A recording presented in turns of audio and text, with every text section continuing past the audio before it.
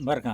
ते बाबांनी जर ते नीरज जाधव नाव म्हणतात ना कोणतरी, त्याचा पिओ आहे का काय, त्याला जर 5 कोटी रुपये देत होता ना, काहीच कांड उघडं नसतं झालं बघ.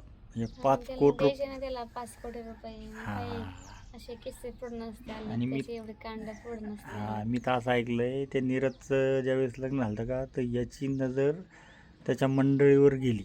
त्याच्यामुळं मग याला असा राग आला ना, मग याने तिथून पुढे याला ब्लॅकमेल करायचं ठरवलं आणि त्याच्यानंतर हे कांड उघडकीस आलं.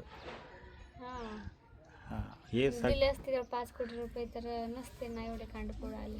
मग सेफमध्ये निघत होता बघ तो बाहेर.